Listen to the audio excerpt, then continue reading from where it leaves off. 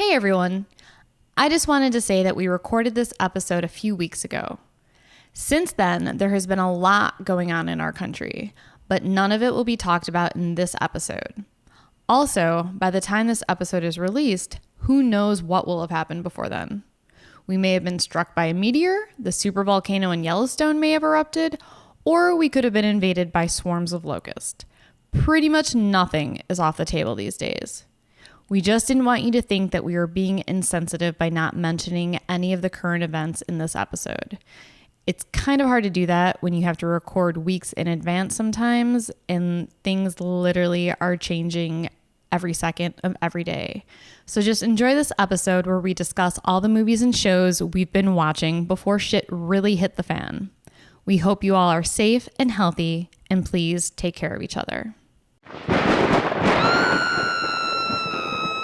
Welcome to Whores Talk Horror. We're not really whores. We just like wordplay. Hello, welcome to Whores Talk Horror. I'm Sharon. I'm Melinda. On today's episode, we're going to discuss some of the horror movies that we've been watching and some of the other things we've been watching as well. It's been kind of a while since we've just done an episode where we talk about what movies we've been watching, and this is Whores Talk Horror after all, so we should probably talk about more horror movies. We've both been watching a lot of new stuff, so we're going to give you some of our recommendations, what to watch, maybe what not to watch. We're also going to give you updates on when all the 2020 horror movies that you were all really looking forward to seeing in the theaters this year, when they may actually be released. And we will let you know if there is going to be any spoilers, but we're going to try and keep this episode as spoiler free as much as possible. Yeah, I know I can't really make any promises, but I will give a warning should I say something spoiler-esque. Because all of these are newer movies. In fact, I think all the movies that I've watched that we're going to be talking about today were all on our list of upcoming 2020 horror movies. Yeah, I think so. So let's start with our first movie, which is The Lodge. Yes. So this is written and directed by Severin Fiala and Veronica Franz, who also wrote and directed Goodnight Mommy. This is a slow psychological horror film that questions whether what you're watching is real or imaginary. Is it hallucinations brought on by drugs or other mind-altering substances? Maybe a gas leak? Is this too much already? Should I give a spoiler alert? I was actually thinking maybe this is a little too much already. Okay. It's about a family that goes up to a lodge in the middle of the mountains, and then stuff happens. Is that all we're going to say about it? All we can kind of say without getting into any spoilers, although we'll probably get into spoilers a little bit. This part may be a little spoilery. We're definitely not going to give away the ending. Right. We won't give away the ending, but this is one of those movies that I feel like it's best kept if you go in cold. So if you don't want to know anything, maybe fast forward a bit, but we won't give away, who kills so-and-so or whatever. So what did you think of this movie, Mindy? I dug it. I was in from the beginning. I actually wrote down in my notebook, dripping with dread and suspense from start to finish.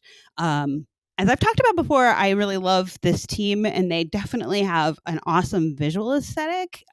Their set design in both Goodnight Mommy and this movie, I think, is incredible. And even every single framing of every single shot is just gorgeous and scary and awesome to watch. Goodnight Mommy was very ambiguous in a lot of ways, and I am all for that. This movie is ambiguous in a lot of ways too, but I will say that I do think that maybe for their next installation, they need to be a little bit more clear depending on the plot, and I'm going to stop there and ask what you thought of the movie. I actually liked it too. Your point about it being ambiguous, I did think that there was a few things in the film that did not get explained that I thought should have been explained, just because there were certain points that they, without saying anything specific, there's certain things that they were referencing multiple times that I was like, okay, this is going to lead to something. There's a reason why they keep bringing this up. And then it just never was explained, and I was like, okay, interesting choice in that. The one thing I was a little disappointed on, though, was that based on all the hearsay and just from the little bit I read about the film prior to seeing it, I actually thought the film was going to be like way more fucked up and disturbing. Not to say that it isn't, but I thought I heard comparisons between this movie and Hereditary or Antichrist. Yes. And it's definitely not that disturbing, but it definitely also has its moments. Right. So I could have gone for a little bit more.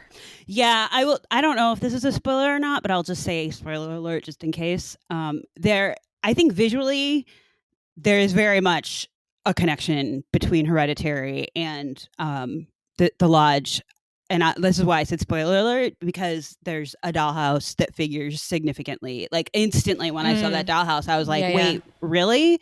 But the problem that I had with the ambiguity is that I actually found that while I was like dripping with suspense from start to finish, my money line there, there were things about the situation they were in that I was like, I'm sorry, this is too much of a suspension of my disbelief that this would actually happen, and I'm trying to stay as spoiler free as possible. But it drew me out of the movie at times, whereas like with Goodnight Mommy, I never felt that way. Like even this stuff that worked being ambiguous, I thought, even though like, you know, the whole movie, it's these two kids running around this house while their mom's recovering and they have the run of the place. Like I still found it, I could suspend my disbelief enough to buy into it. Whereas like with the Lodge, certain bits about their circumstances, I was like, okay, I'm sorry, I just don't think there's any way in hell that this would even happen. And if it did, that the people behind that need to be arrested or trying to be spoiler free. But this team has something about children. I wonder if they had any traumatic stories from their childhood that makes them incorporate children into their horror movies. Yes. But yeah, that's a really good point. I wonder if they both had traumatic childhoods, because both of these movies, Goodnight Mommy and The Lodge, both revolve around kids. And Spencer, did you have a comment? I was just going to say that when people are comparing it to Hereditary, and Mindy sort of already said this, but I do, not from the disturbing side of things, but I think just in the way that the movie feels, I definitely feel a connection between this and Hereditary. But yeah, not with the disturbing factor. Hereditary wins that one for sure. Yeah, the atmosphere in this movie was similar. Also, what is the name of the main actress in this movie? I'm blanking on it right now. I know it's Elvis Presley's Riley Keough. Her acting for the first half of this movie, I thought was really bad. I'm just gonna say it. I was like, there's something. I don't know if it was the direction that she was given to act in that way, but there is something about the way she acted that just, for me, kind of pulled me out of the story a little bit. But then halfway through the movie, that completely changed. And I don't know if they were going for like they wanted like a really strong dichotomy between before and after, you know, when things start to change. And yes, I can't really go into it more without spoiling anything, but she definitely, her acting got substantially better as the movie went on. So I'm wondering if that was a directorial cue that she was given. Well, so, and again, without getting into too many spoilers, the one thing I did really like about the movie that at least I found to be the case for me is that I felt like my loyalties kept changing constantly. Like, at one point I was behind, this group of characters and I was like, how dare everyone else? And then like those loyalties shifted depending on what was happening throughout the film. And I'm wondering if you felt that way about her acting, and if it was a directorial choice. Is that a word? Directorial? Yes. Yeah, it is now. Because I feel like at the beginning of the movie, we are, again, without getting too spoilery, we're seeing her sort of through the lens or from the perspective almost of a certain group of characters. if that makes sense to you. The children? I think we could say that. Okay. Without Yes. spoiling anything. Very much so. Yes, that is who I'm referring to. That's a good point. And then throughout the movie, that perspective starts to change, because I was like behind the children 100%, like from the start of the movie, and then sometimes I was behind her, and then and it kept shifting, depending. I'm not gonna lie, my loyalty was with the dog the whole time. Oh my god! Every movie. Anytime I see a dog in a movie, I'm like, fuck everyone. But if anything happens to this dog, I'm gonna fucking destroy my television set. And I usually shut off movies if I think they're going to be really disturbing and there's an animal. And I didn't, because I knew I wanted to watch this one. And yeah. Which is why I hate the dog kicking scene in that movie. Oh, yeah. But it was so I fucking hate that movie. It was so clearly fake, though. To me, it seemed so real. I don't know. I was not a fan of that movie. Anyways, I know. That's a whole different subject. In terms of her acting, I think it's, I mean, at least my personal feeling, I think it's less about her acting, but I do think it's more about the director's choice. Yeah. And also, I think it's also the character. Like I remember, and this is one of those movies that I feel like I should probably watch a second time. Most movies I should watch 2 times, especially this one. But I feel like because you don't really know, you're figuring out what's going on at the beginning of the movie. Yes. I do remember feeling one way about her and then feeling another way and not really knowing who she is or what she's doing or what's going on. Well, here's a really good, thank you, Spencer. And here's welcome. A good place for me to read this quote that I have written down. Hey. So here's a quote from one of the writers of the film, Veronica Franz. And this comes from Cinema Blend. You said Franz like such an American. I know. Franz. Veronica Franz. All right. We wanted to show people being both good and bad, guilty and not guilty. And I think the combination of all of it and the lack of communication that creates the tragedy or the horror. We like that you always see shades of gray. You should not know from the first scene who you should like or not like because of the character being the good guy or not.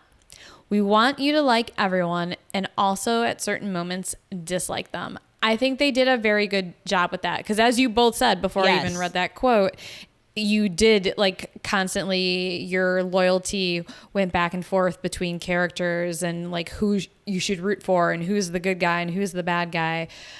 So yeah. They succeeded. They definitely succeeded in that. Yeah, I was going to say mission accomplished, guys, because yeah, I think it would be worth a rewatch for sure. And I do think if you wanted to see this movie, if you're someone who is waiting for this to come out, definitely watch it. Like, I think it's a good movie. I did enjoy it. I just, like with anything, had a few issues with it. And it's free on Hulu now, right? But yeah, you could that's how we watched it. You could totally watch it on Hulu. So even better. See, might as well. All right. So next we're going to be talking about a documentary that Mindy and I both watched. She found it on Amazon and recommended it to me.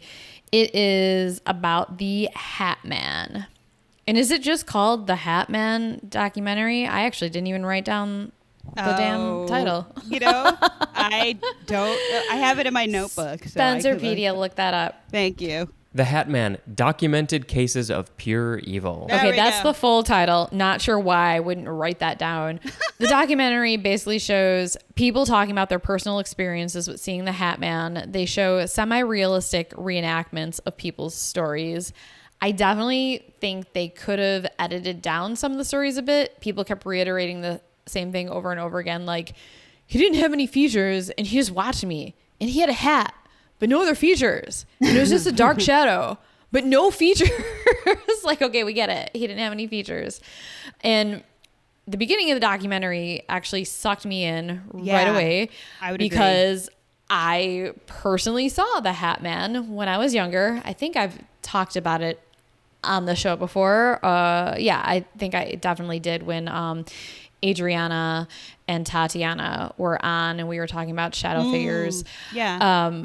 But then as the documentary went on, it just became really comical to me. and all the interviewees became less and less credible. For instance, there was one lady who was dressed like the Hat Man who was talking about her experience seeing him, but when she saw him, it was during an ayahuasca ceremony in Hawaii. So really, how fucking credible is that? Well, and then, so I agree. I actually randomly found it on Amazon, as Sharon said, but like knowing that Sharon had these experiences when she was younger, I immediately texted her and I watched it as well. And I got sucked in at the beginning too, but there was that one woman, her name was something like Tyann. I think I wrote it down. I don't know if that was how you say it. Is that the girl who looked like Dawn Wiener from the movie No. Welcome to the Dollhouse? I actually kind of liked her because she actually made a point that I just thought observationally, I was like, I never thought about that before, which we'll get to in a second. But no, there was another woman who was like very, and no judgment, I feel like I need to say. Like, I'm not being judgy in any way, shape, or form, but the one woman who talked about like she talked more towards the end of the documentary, I feel like, and she was talking about how she had been like hunted since she was a child and all this. And I just was a little concerned about her mental state. Yes, I think, is this the woman who had all the photographs of the Hat Man, like throughout the years, like growing up? She's like, Yes. Here's a picture of me in the kitchen, and here's the Yes. Hat Man behind me. But they were literally just shadows, and the filmmakers actually had to add like red lines around where this supposed Hat Man was supposed to be to show us where we're supposed to be looking, because I literally could not see any Hat Man in any of these photos until they added the red lines, but it still didn't look like anything. Yeah, and it was just that there were other things that she said, which I won't go into, but like I just very much was a little bit more concerned that she might actually have an unaddressed mental health issue. And like, let's be honest, like on these ghost shows, especially where they do reenactments, a lot of people who talk about the waking up and seeing something, not being able to move, it's probably sleep apnea, or not sleep apnea. No, sleep paralysis. Thank you. Or sleep apnea, I guess, unaddressed, but no, That sleep is paralysis. definitely not sleep apnea. Sleep paralysis like plays in, and I felt like a lot of the stories we started to get into, okay, that was probably sleep paralysis, like, but yeah, so I it started out with a bang, but like more and more, I felt like it kind of lost credibility. There was even like the one researcher in the documentary who interviewed a lot of people who had seen the Hat Man, and she also noticed a correlation between the number of people who saw the Hat Man and also claimed to be abducted by aliens. Oh, right. So that further like diminishes credibility, their credibility in my mind. Like, I'm not saying that I don't necessarily disbelieve in aliens, but the chances that someone's going to be abducted by aliens, like, all right, seeing a UFO in the sky or actually being abducted, those are two different things. And also the fact that you saw like the Hat Man on top of that, like, I'm wondering, like, had they also seen Bigfoot? Like, what, That was an odd correlation to make, I thought, too. That was where I went, well, wait a second. Like, yeah. I think a lot of these people just have very active imaginations, possibly. And then the most ridiculous one was, there was that cop from Illinois who talked about growing up with the Shadow Man all his life. And then they showed these photos of him at a wedding. And he was going through these wedding photos and said that he like totally froze up when he saw this one photo because he saw the Shadow Man in the background. And it was literally just, it was like him and his wife or his girlfriend, like posing for a photo in a room full of people who were behind him. In the photo, I mean, it went pretty far back into this banquet room or whatever they're in. And in the very, very back of the photo, there's a blurry image of a man who appears to be a taller man having a conversation with someone. And he's just kind of a dark blur, and the person talking to him, you can see her features and everything. And it looks like she's talking to him and they're having a conversation, and he's like, you can tell by this person who's facing him that she's just looking right through him. Like, she has no idea that he's there. And like, this is like the Shadow Man. This is the person who's been following me, or the, whatever, the entity that's been following me my entire life. And he was so freaked out. And I was like, dude, that is literally just a wedding guest, like having a conversation with someone, and he's so far back in the background that there's no light on him, so he's a dark shadow. Like, dude. Well, yeah, it was you. He looked dark, and also he was blurry because it to me. And I feel like I actually have a relatively well-trained eye with this because I do photo and video stuff. Right. There was motion blur. He was moving from the left to the right, and so that's why he was like, you know, a blurry and like shadowy. But there was at least one other person I saw in that photo who was also moving and had motion blur on them. But then he was like, but he was so tall compared to everyone else. Like, no, he wasn't. Dude. He was maybe like a 6 foot He was probably just a tall guy. 3 guy or something. It's not like he was like 7 feet tall. The last gripe I'm going to make about this documentary is that all the captions and title cards were written in such a small font. And we have like a pretty decent sized TV. Same. You could not read anything on the screen. Spencer, I was like, can you like tell me what that says? He went right up to the TV to try and read what the title cards could say, and he could barely read them from like a foot away from the television set.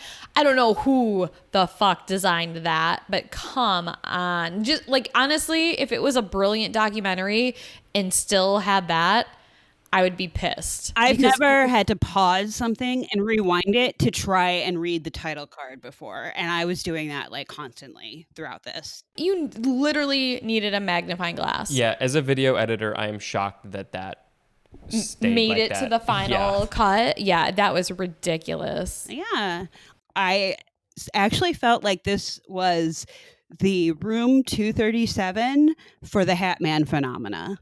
Because I actually, when I watched Room 237, the documentary about The Shining and the possible correlation it has to the moon landing, I at first was like, this is a total joke, right? And then there were some people I felt that had some really interesting points to make about The Shining as a movie.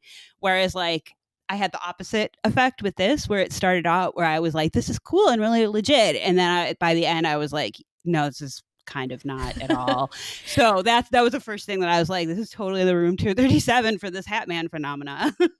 I could see that. I think we shut off room 237 when they started talking about Nazis and how basically the movie was just like what it was, like a Nazi propaganda. I don't even know. I don't even remember. I mean, I would have watched the whole thing, but Sharon was like, nope, we're turning this off. This is a little ridiculous, which I agree with. It was. I would still like to finish it. But 2 things. The Hat Man, this documentary, is nowhere near as highbrow as that Room 237 documentary. But yes, it's like sort of on the same lines. Also, full disclosure, we didn't even finish the Hat Man documentary. No, we We had got about most of the way through. 10 or 15 minutes left, and I was just like, I can't anymore. Like this has lost all credibility. It sucked me in right away because I was like, oh, I want to hear what people have to say about it because I want to hear if their experiences were similar to mine. And actually, after we watched this, there was a last podcast on the left episode where Henry was reading a listener email, and the listener was talking about the Hat Man. And the funny thing about that email was the listener saw the Hat Man when he was little, multiple times, I think. I only saw him once. But then he also went on to say that he saw spiders in his room, which is also something I've experienced on more than one occasion.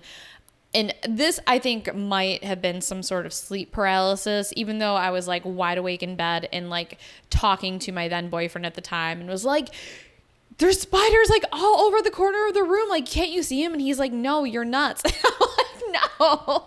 I'm like, I'm wide awake. I'm like, I can see them. I'm like, how can you not see them? I was also going through nursing school at the time and was extremely stressed. So honestly, we kind of lived in a haunted house, which I've also talked about in a previous episode. But I think between living in like a haunted house and the stress from nursing school and possible like sleep paralysis, I think it all played a role. I think and your brain went to spiders. And it happened on multiple occasions too, which is the weird thing. Like on maybe 3 or 4 different occasions, I started screaming for him to like come in the room, and I was like, look, like there's spiders in the room. And every time he was like, nope.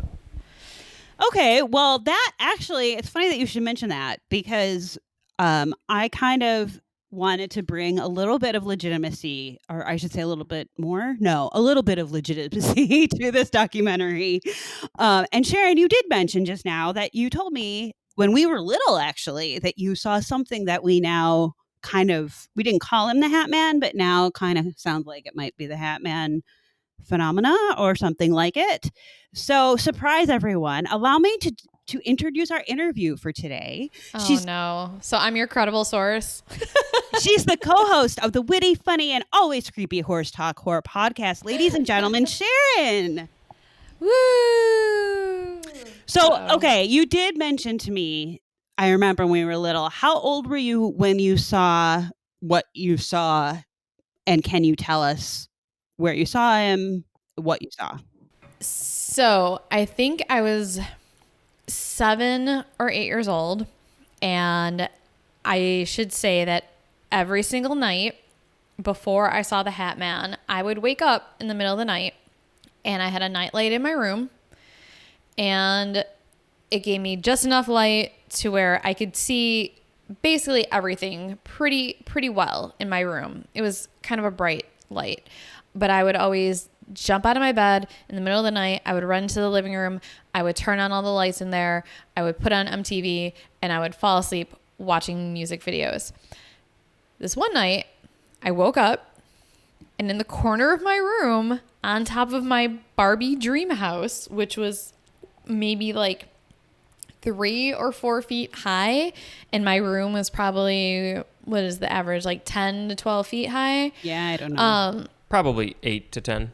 And this was, so my bed was in the center of the room. This was like basically if I'm sitting up in bed, it would be the left-hand corner of my room. My nightlight was plugged into the wall on the right side of my room. Okay. There was a tall, dark figure of a man wearing a long, dark coat or cape and also a wide-brimmed hat. And I saw this and it was like clear as day to me and I was immediately terrified. And I was like, okay, there has to be a logical explanation for this, because I was already, into scary movies, into horror. Immediately I was like, this might be a ghost. And I was like, okay, what else could it be? So I knew that between my nightlight and where I was seeing the shadow, there would have had to have been something there to cast it on the wall. There had to have been something there. There was nothing. There was nothing between my nightlight and the shadow to cast that figure onto my wall. So I was like, okay, that's, scratch that off the list. So I'm like, maybe I'm dreaming. Maybe I'm imagining it. Pulled the blanket over my head, pulled it back down. It was still there. Okay, it was not going away. Then I thought, well, if I scream for help, maybe my parents will come, they'll see it, they'll believe me. But I was too scared to yell for my parents because I thought if I started screaming that it might come at me because it definitely made me feel very uncomfortable. It did not feel friendly. Which is one of the things that many of the people said in the documentary, that they were just utterly terrified. Right. And I couldn't remember, because that was actually one of the questions I had, was I couldn't remember if you said that you felt like he was really tall or what, because that was another thing that a lot of people said, was that he was like unusually tall, and you sort of answered that. But he could only be a certain height. Spencer, look up Barbie Dream House and see how tall they are. We can try and figure it out. My search history is about to get weird. I would say he was at least 6 feet tall. But also, when you're a kid, right, like things just appear bigger to you than they are. And also, it's 3 feet or 4 feet tall. 3 feet tall, 4 feet wide. But 4 feet wide, yeah. So 3 feet, or give or take. But the other thing is, you said that he was standing on it. But are you sure that? Could you see like shadow feet on the top of it, or because I'm assuming the Barbie house was dark, could he have been behind it and was actually from the no, floor. he was on top of it. Okay, He was okay. definitely on top of it because his head was near my ceiling. Okay. And you could tell the outline of his body that like there was feet like At the top of the dream house. at the top of the So maybe like floating above the dream house. It didn't look like he was floating. It kind of looked Okay. like he was standing on it. So basically what ended up happening is I pulled the blankets over my head.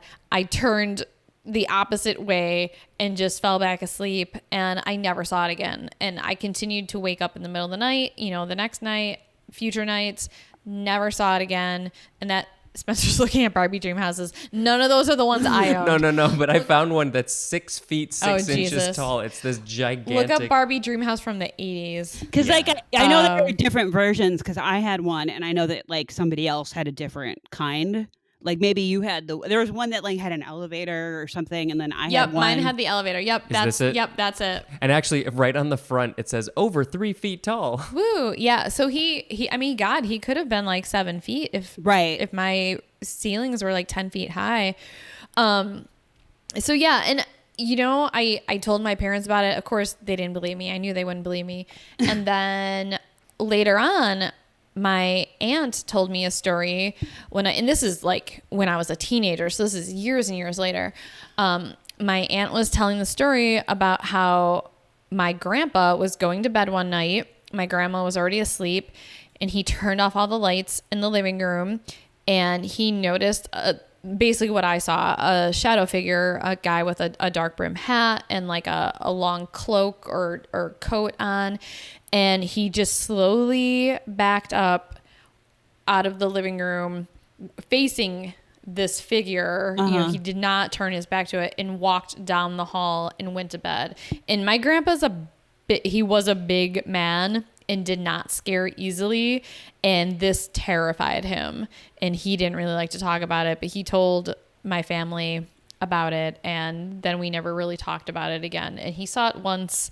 And I immediately, when I heard that story, I was like, oh my God, this is exactly what happened to me. So I don't know if this is something in our family. I don't know if it was like a warning. I believe it though. I believe I saw it. I don't think it was sleep paralysis because I was awake for a long time looking at it. Yeah. And was not someone who was prone to sleep paralysis at that time. I never had sleep paralysis before, or like I didn't have sleep paralysis until I was a teenager and later. That's when I started having that issue. But yeah, it was, I believe it. And I'm not saying that like I believe everyone's story who says that they see it, but I know what I saw. And I believe a lot of those other people know what they saw. Yeah. And that it was there. And you said you couldn't make out any facial features or anything, but it was just like a shadow, all black. Totally just dark, like a dark silhouette. What kind of hat would you say? Like a fedora, top hat, cowboy hat? It was a wide brim. It was not a pork pie hat. It was not a fedora. It was more of a wide brim. And like with your grandfather too, it sounds like he didn't try to communicate in any way or approach either of you. Like just kind of lurked. Just silently walked backwards out of the living room. Oh gosh. And went to sleep. So moving on to the spiders that you mentioned, when was the last time you remember seeing those? That would be when I was living with my ex-boyfriend who I was with before Spencer. I only saw those at that house that I lived in, and I never saw him again. And honestly, I've never had sleep paralysis since, or have like had many paranormal experiences since then.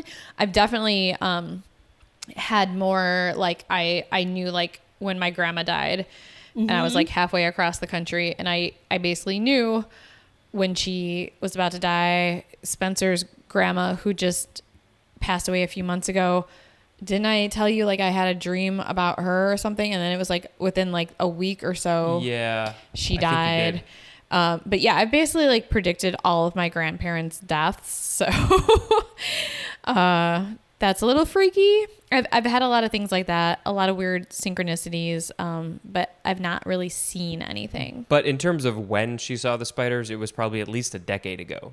Right. And Yeah. you kind of already answered this because I was going to ask if there was anything kind of that you remember happening in your life that was changing, but you had mentioned that you were in nursing school, which I know was incredibly intense and kind of difficult to get through. People think that these things happen during very stressful periods in people's lives, and Yeah. I can totally see that. But there's also a lot of things that have happened in my life that there's no way to explain it, and there's things that I've seen and heard that other people have also seen and Right. heard at the same time as me. So there's been someone there to witness it. Mm-hmm. So the chances of two people seeing or hearing something like that, Yeah, is- pretty remote. yeah. Any closing remarks? If you're out there, Hatman, what's up? It's been a while. Not sure what you wanted that night. If you just wanted to say hey, or you're just bored.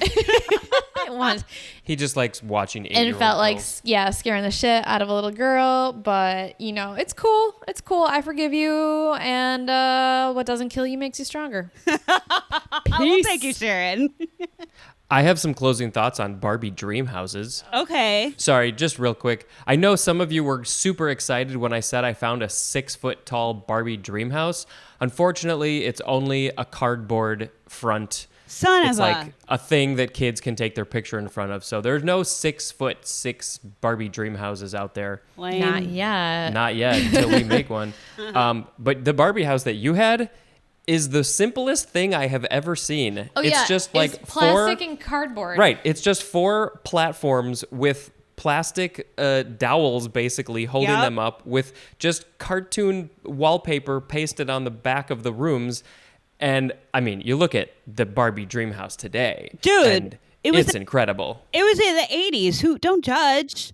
I couldn't afford one of the nicer ones, all It right? didn't exist. It wasn't about what you could afford. No, there was probably nicer ones Well, back then, too. And I had one that was from like a neighbor that I loved as a kid. And then when they got older, they told me that they gave it away and I was crushed, but it was very close to my birthday. And it turns out they had given it to my parents to give me for my birthday. But mine was like, it was slightly different than Sharon's, and it had these like 2 wings on the side of it that basically it was the same thing. It was all plastic and cardboard and like painted on stuff, and then you'd like open the 2 side panels and it was like, yeah, I mean, I thought it was the greatest thing ever. It was probably just I'm all just saying plastic. toy design has changed a lot over the years. Absolutely. Yeah. Mine did not come with a black hat man though standing on top of it, so You got to pay extra for that. right. Yeah, you do. All right. Well, I think that's all we're going to... Yeah, Do you have any moving more on. questions for me, Mindy, about the Hat Man? That was it. Thank you very much, Sharon, for sharing your experience. All right. Moving on. Moving on. All right, Mindy, what else have you been watching?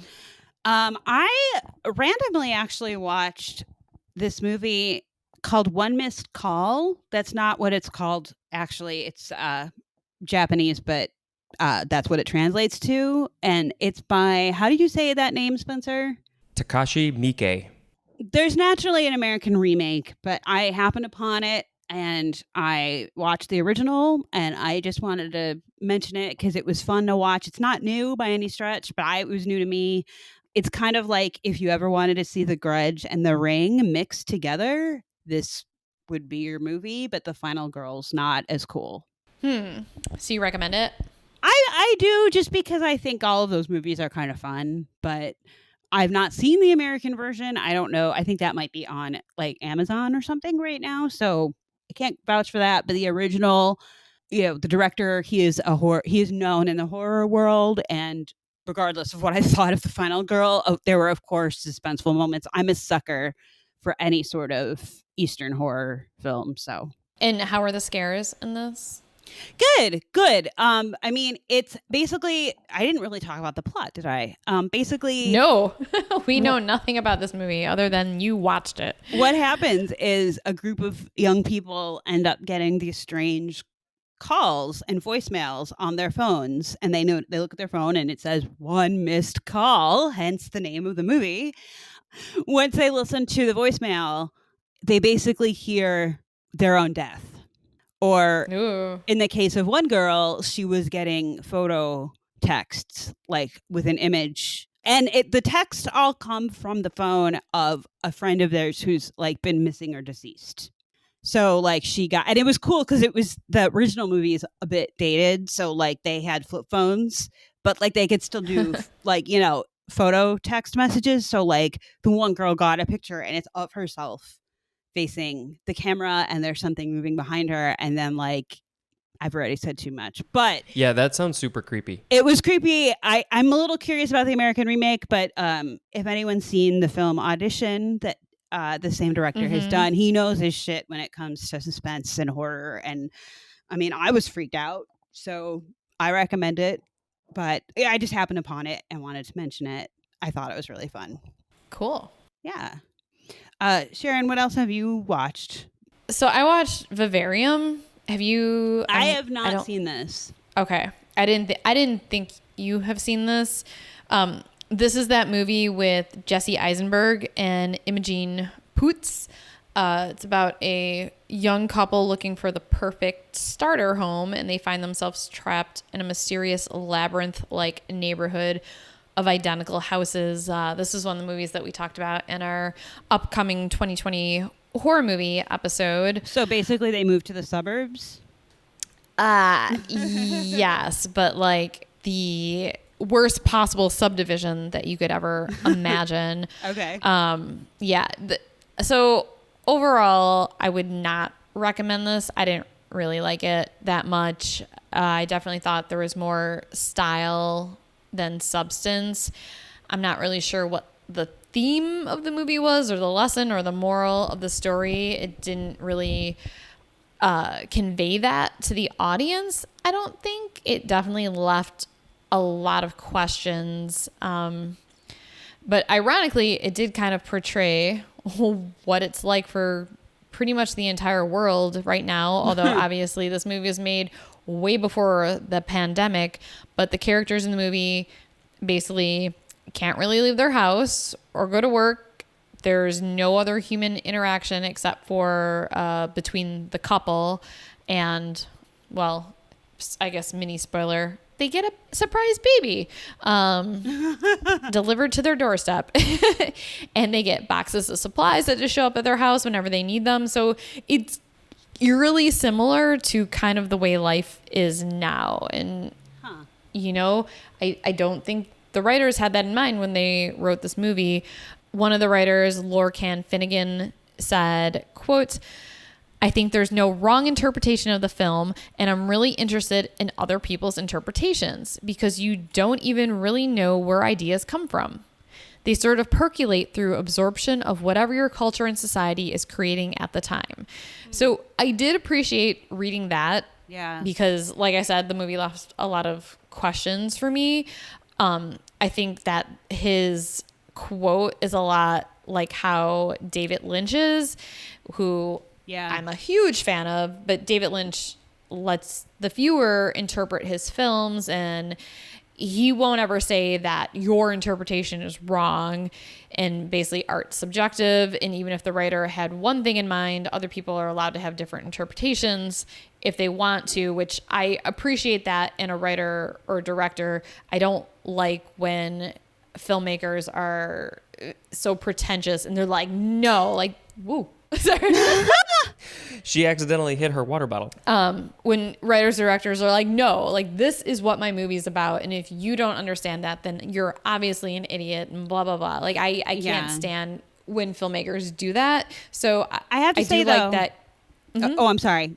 Oh no, I was gonna say I do appreciate that he's allowing room for interpretation with this movie. Yeah, I also worry though that sometimes that's a get out of jail free card for a lot of people. Well, yeah. Yes, you're totally right about that.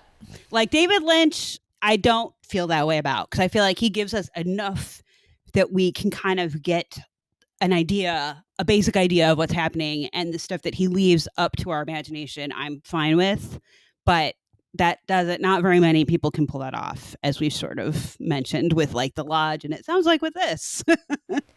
No, you're right. And David Lynch, his films are just so beautiful to watch that even if you don't understand anything that's going on, Right. you're at least watching this beautiful piece of art for, 2.5 hours. And that in and of itself is completely enjoyable. Also, I just feel like this movie it didn't even have like that aspect of it where it was just like the sets where it almost kind of looked like they were filming it in the train set of Beetlejuice. You know what I'm talking about? Where like when they're in like the train set and it's like the grass is made out of like foam and it's foam. Like, everything is fake. It's like cardboard and rubber. It sort of feels like that. But it looks like a suburb where every single house is the same. Yeah. So check it out if you're interested. I personally wouldn't really recommend it. I think that because I actually did see the trailer for this one before it came out. Okay. I think from what I remember at least, and I may need to rewatch it, the trailer, I mean, I think that you basically get enough of the important stuff from the movie in just the trailer. This is one of those that I feel like if I'm remembering correctly, they sort of just not necessarily give it away, but they give you a lot. And I don't know if the movie actually added anything to it. It did add some stuff to it, but I think that the filmmaker, it didn't come across maybe the way that they wanted it to. So writer Perry Nemiroff, sorry if I mispronounced that, but he interviewed the director Lorcan Finnegan for Collider.com, and he basically just like straight up asked Finnegan every unanswered question that he had about the movie, and Finnegan actually answered him, which is completely unlike Lynch, who would never ever reveal his secrets. Yeah.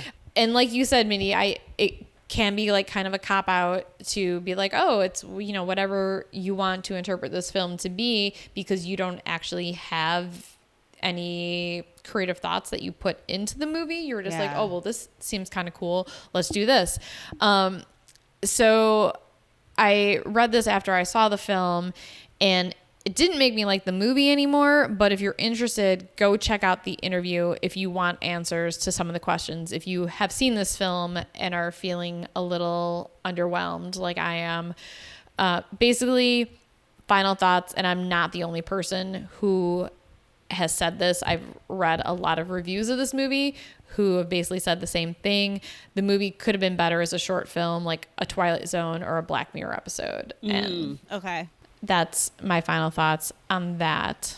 Mindy, anything else that you've been watching? Yeah. Well, I've got a few things that I've been kind of checking out, but this is actually not watching and more so listening.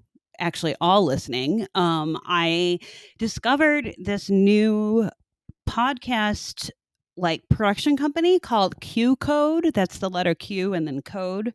And I'm sort of obsessed with everything they have to offer, including a podcast that I just finished called The Left Right Game.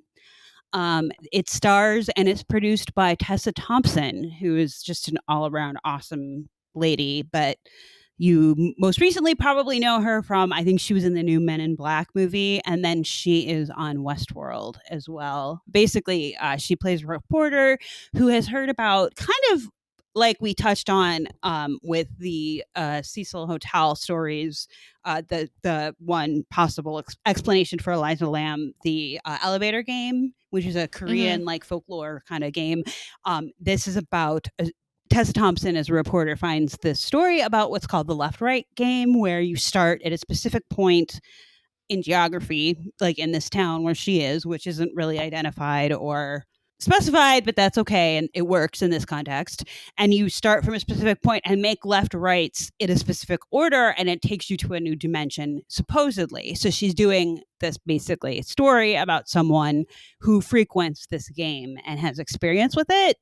And then shit gets weird when they try to execute it. And I was sucked in from the get-go. So it's like a scripted. It's a scripted fictional podcast with paranormal undertones. I'm going to say that much. But Yeah, that sounds interesting. Huh. this Q Code company has put out a few other podcasts that I've already listened to. Gaslight, starring Chloe Grace Moretz. I always have to go slow with her name. Her character went missing when she was in high school, and the story picks up at the start of the podcast with her best friend from high school who, surprise, her character turns up on her friend's doorstep one day, like out of nowhere after like 10, 20 years. And they sit down for a conversation, and that's all I'm going to say about that.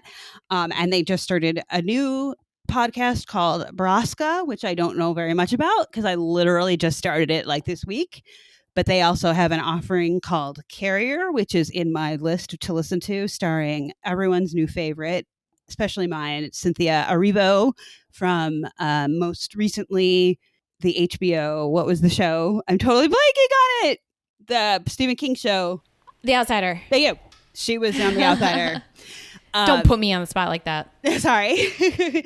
But I feel like look up Q Code on whatever streaming. I don't mean to like plug other podcasts, but ours, this is fictional. So check them out on whatever Hey man, you have to support everyone. We're not haters, and we're not going to not support other podcasts out there that are good. Yeah, that's a good point. Thank you. But just look up Q Code on whatever streaming service you follow, because from what I've been able to tell, all of their offerings are awesome, and they all have this weird, creepy, like mystery underneath it all. And maybe you get an explanation, maybe you don't. That's all I'm going to say. But I've enjoyed everything that I've listened to from them, so I cannot recommend them enough.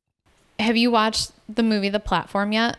I have not, but I know that you guys did. It honestly didn't really interest me all that much, but I'm curious what you guys have to say about it, because that was another one that popped up on Netflix or something that was like, you should watch this. So should I? Yeah, I think you should. Well, I mean, like I said, you have to anyways, because we need to discuss all these movies at the end of the year. This was rhetorical. Go with me on it. Yeah. So you liked it? I did actually really like it. It's really makes you think. It's, for those of you who don't know, it's a Spanish film that is set in a vertical prison where inmates live two to a cell, and they only get to eat when a platform passes through their level and pauses for 2 minutes while they feast. And the horror of it all is that the table starts full at the top, and then those near the bottom only get to eat what is left at the end, which for some of the platforms, there's nothing left at the end. And then people get randomly rotated to other levels of the prison every month. They just get, so sometimes people are at the top, sometimes people are at the bottom, sometimes people are in the middle. But of course, people quickly forget where they come from, and it shows basically the worst aspects of human nature, and it comes down to every man for themselves. Once people have a taste at the top and they know how good it is, they're completely selfish, and then they know what it's like to be at the bottom, most of these people, and that those people are starving, but yet they don't think about that, and they just consume as much as possible. So the movie makes a lot of statements about human selfishness, consumerism, immigration, prison systems. It shows how civilized people can become less civilized and dehumanized. It's really fun. It's it's not, honestly, like right now with everything that is going on in this country, it is probably, if you're looking for some sort of an escape to everything that's going on, this is probably not the movie to watch right now. Gotcha. The only things that I had an issue with, there's a couple of things about the prison where they let some people come in voluntarily, and I'm not really sure why. They never really explained that. But the two people who did go into the prison voluntarily that we knew about were the ones who actually did try and make a difference and help others so that no one would starve. Oh. So it's a very interesting concept, and I would recommend this, but just maybe not right now. Okay, good to know. But yeah, otherwise maybe I would recommend watching Dead to Me instead, which Spencer and I binged the entire second season in one day. Nice. Yeah, it's so good. Did you watch it yet? Please tell me you watched it. I haven't, as I watched something else, which I'll get to in a minute. Damn it. Well, two things actually, but we'll get to it. All right. Well, Linda Cardellini and Christina Applegate are like, I just love their chemistry together. Yeah, they're great. They're so great. And if you like the first season, the second season does not disappoint. It keeps you guessing along the way. A lot of surprises, just like in the first season. And it also leaves things open enough for a third season. There is a bit of a cliffhanger, but I can also kind of see how they could just end it. I don't think they are. I'm pretty sure there's going to be a third season just because the show is so popular. But also if they just decided to end it with that cliffhanger, I wouldn't be completely surprised. Okay. But fucking watch it, dude. It's so good. And I will. That is a good distraction. Cool. Okay, good. Good to know. I have been watching, I talked about this on a different episode, but I just want to talk again really quick about the show Skinwalker Ranch on the History Channel. It's again the show about a bunch of scientists that are studying, as advertised, Skinwalker Ranch, which is a area of land in Utah, I believe, that has been known for years to have weird paranormal, possibly alien invasion type activity happening, like cattle mutilation and the like. I'm only bringing this up again because I feel like they're basically all like reality paranormal shows do a lot of, oh my God, did you hear that? And like not a whole lot of actual payoff. And this show is fucking paying off. Like they have actually found stuff and uncovered shit that like my dad has been emailing me and being like, holy shit, have you seen this show? So it's worth checking out is all I'm saying. I didn't know how it was going to be going in, but now I'm like, holy shit, they like actually have scientific data that is crazy. So, and that's History Channel? It's a History Channel, yes. Okay, I did not put that one on my list before, so I'm going to actually add that one right now before I forget. I think it's worth watching. Okay. But one of the reasons that I haven't gone... And it's just called Skinwalker Ranch? If you look it up by that, you'll find it. Okay, yeah. gotcha. But the reason I haven't moved on to Dead to Me is because... I recently got a new phone, and with my phone came a year free trial to the Apple TV streaming service, which I took because I was curious about a non-horror related show called Mythic Quest, which, if you're not familiar, is a new show that's produced and created by Rob McElhaney, Charlie Day, and Megan Gans, who is a fantastic producer and writer. She wrote for Community and wrote some of the best episodes of Community. She's amazing. And for those who don't know who Rob and Charlie are?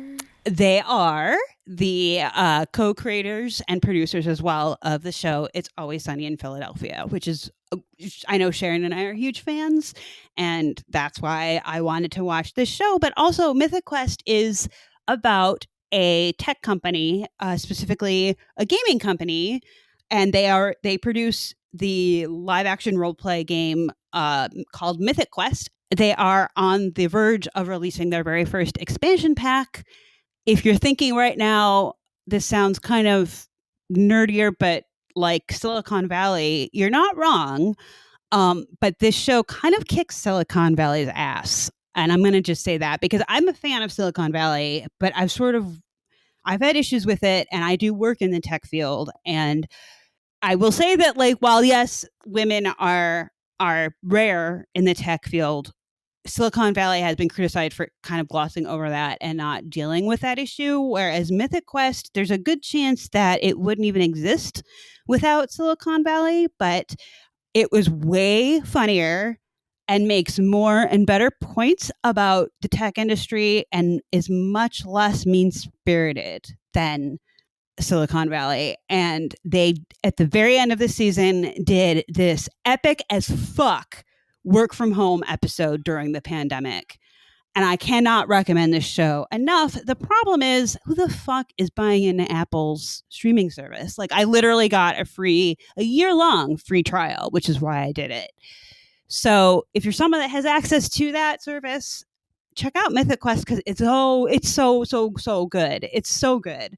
It reminds me. Question. What? Yeah. Oh, go ahead. Go. No, No, finish. I was just gonna say it reminded me a little bit of BoJack Horseman, and that like for me, BoJack drew me in by like the raunchy humor, but then I stayed because I was like, whoa, this has way more substance than I was expecting, and that's exactly kind of the same deal with Mythic Quest, and it's amazing and great and wonderful, and they're already up for a second season. They've been renewed, but like we don't know when that's gonna happen. Likewise, It's Always Sunny in Philadelphia just got renewed for like a record like 15th season or some shit. So yeah, it'll be the longest running live action comedy show. Suck it, Seinfeld. Actually, it beat Ozzie and Harriet. Whoa! I didn't know that. Both very similar shows. Ozzie and Harriet and It's Always Sunny in Philadelphia. Do you remember that episode where Ozzy bangs Harriet's ma? Wait, what was their relationship? I don't even know. I think they were husband and wife. I don't know. That's great. So that's one show I've never seen. But that's something that would happen in It's Always Sunny. In fact, there's probably an episode did happen. Yeah. That was very similar. All right. Anything else that you've been watching? I think that's about it. So now let's talk about updates on horror movies that were supposed to be released in the theater this year already or had upcoming release dates that had to get switched around a bit because of some shit that happened this year. So these are the updated, hopefully theatrical release dates is what hopefully as of 5:30. Honestly, anything we talk about right now, subject to change depending on what other dumpster fires get thrown at us. So as of now, we think we'll be able to see it in the theater, but who knows? But who knows? And honestly, who knows if we'll even want to go see these movies in the theater on their release dates, because just because they open up theaters doesn't mean we should all go. Right. But anyways, these are more of like the bigger movies that were coming out this year, the ones that had kind of the most hype. Yeah, there's a lot of really small movies that we're not talking about. Oh, for sure. Yeah. These are just like a handful of the ones that were supposed to be really good. Starting to feel the beer. All right. I noticed that about 15 minutes ago. Oh, did you? Wow. Yeah. Okay. All right. So the first movie we have is Saint Maud, about Maud, a newly devout hospice nurse who becomes obsessed with saving her dying patient's soul, but sinister forces and her own sinful past threaten to put an end to her holy calling. So this is supposed to have pretty good reviews. The actress who plays Maud is supposed to be really good in this movie.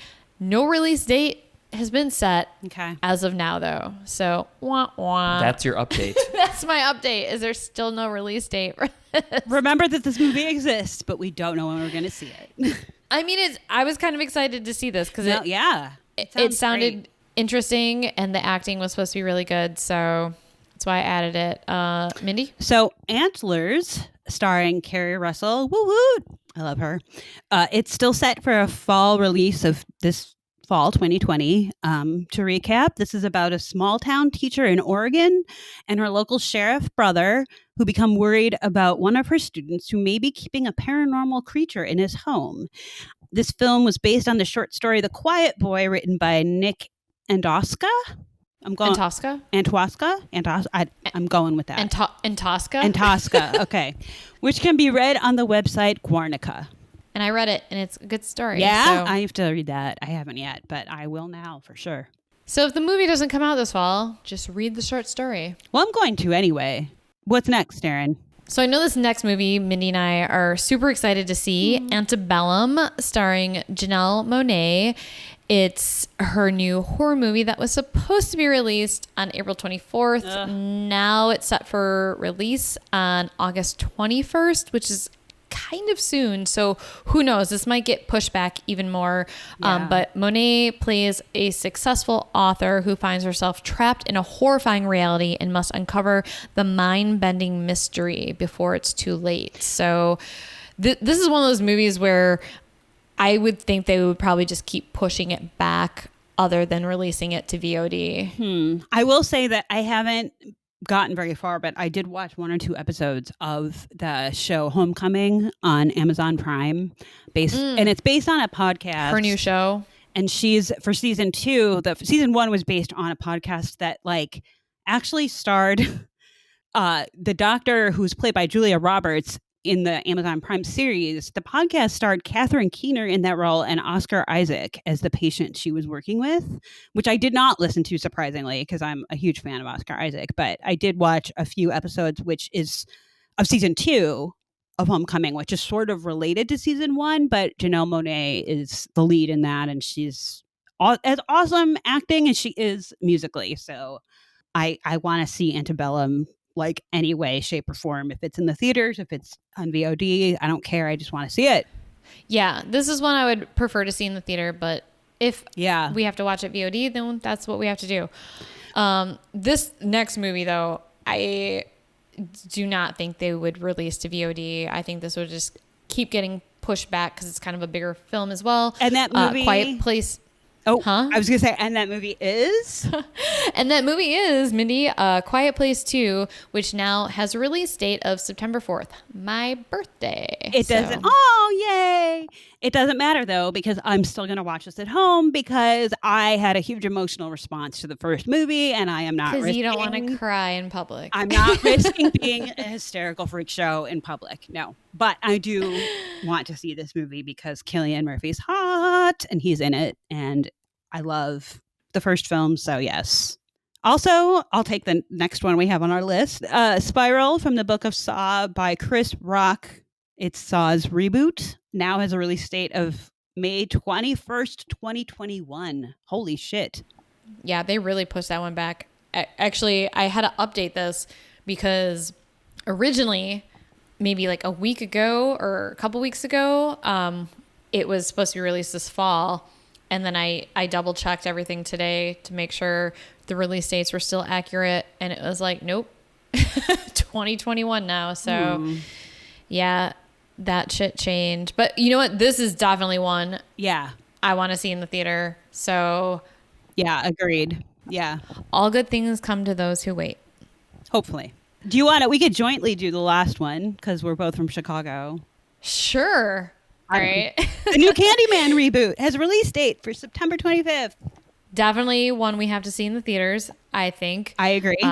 And Jordan Peele, who is one of the writers and producers of the new film, has called the reboot a spiritual sequel to the 1992 original that returns to the now gentrified Chicago neighborhood where the legend began.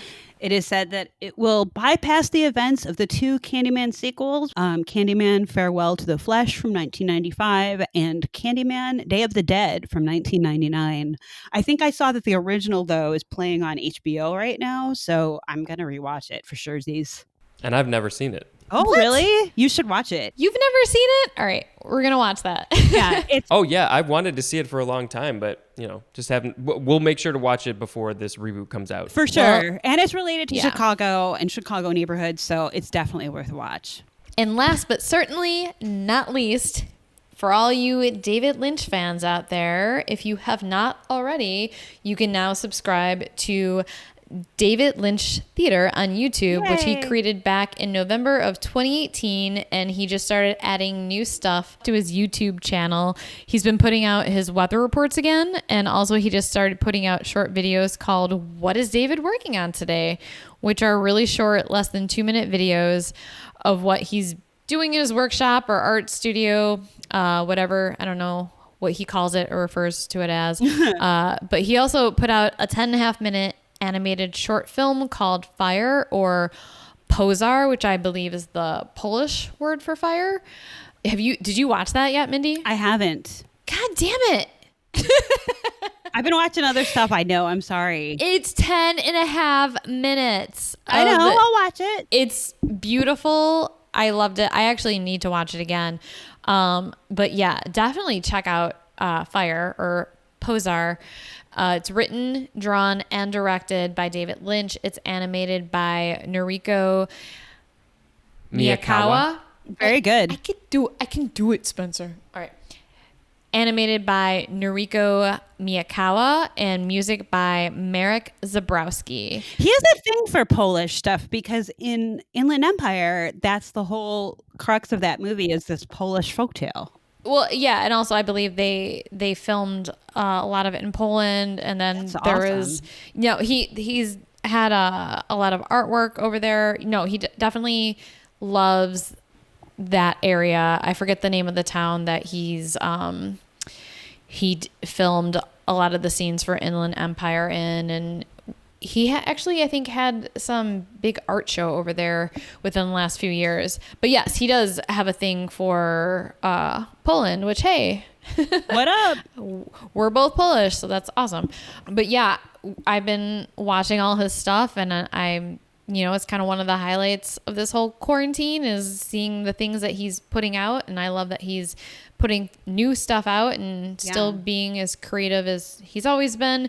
And definitely check out his 10.5-minute animated short film, because it's beautiful and kind of mesmerizing. And Awesome. I think I'm going to rewatch that tonight, actually. I'll watch that later. Yeah, it's cool that he's sort of embracing this whole idea of like this virtual like broadcasting or whatever you would call it, like, making art that can be, shared via virtual services, because that's where we are right now in life. And that's really cool that he's just embracing that and going with it. So I'm down. Mm-hmm. Yeah, he always seems to embrace new technologies and just where the world's going, like the way he did with digital film and kind of transitioned over to that from regular film. So Cool. Yeah. So I think that is about it for today. I think so. I think that's about enough. Well, thank you for listening, everybody. If you are able to, please subscribe to our Patreon if you want to have early access to episodes, her exclusive episodes, and receive cool gifts. We also have been posting some fun stuff for Patreon members, so you get other recommendations of what to watch or just cool shit in general from us. If you go to Horrors Talk Horror on Instagram, you will find links to our streaming locations and Patreon. Be sure to check us out on Twitter and Facebook. And if you have any scary stories or creepy stories or Hatman experiences or anything you want to share, please email us at horrorstalkhorror@gmail.com. And also, I just want to say that every day shit's getting scarier and scarier. Yep. And we just hope all of you are being safe.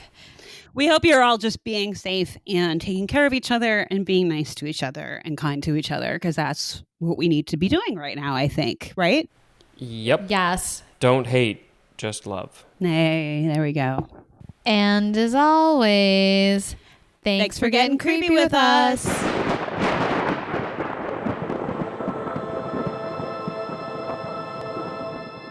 Sharon, do you want a beer? Oh my God.